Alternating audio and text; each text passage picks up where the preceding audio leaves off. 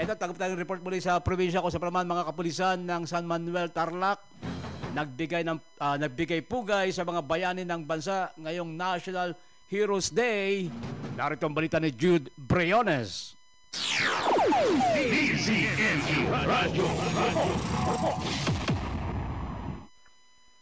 Sa pagdiriwang ng National Heroes Day ngayong araw ng Lunes, Agosto 25, 2025 ay pinangunahan mismo ni Police Major Zosimo Igzala Jr., Acting Chief of Police ng San Manuel Municipal Police Station, ang pagbibigay pugay sa mga dakilang bayani ng bansa sa pamamagitan ng pag-aalay ng bulaklak sa monumento ni na Dr. Jose Rizal at dating Senador Benigno Ninoy Aquino Jr. sa harapan ng munisipyo ng San Manuel, Tarlac kaninang umaga.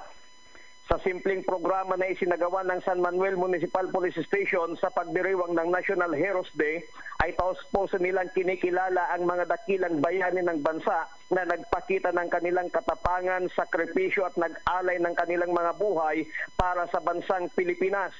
Ang San Manuel Municipal Police Station na pinamumunuan ni Police Major Zosimo Igzala Jr.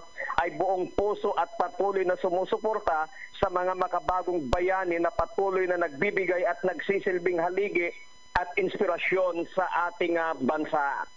Mula dito sa bayan ng San Manuel, Tarlac, Jude Briones nagulat para sa Target On Air sa DZME 1530, ang Radyo TV.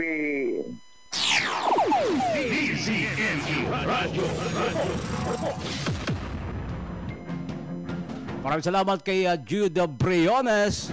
Diyan pa naman sa Tarlac Province.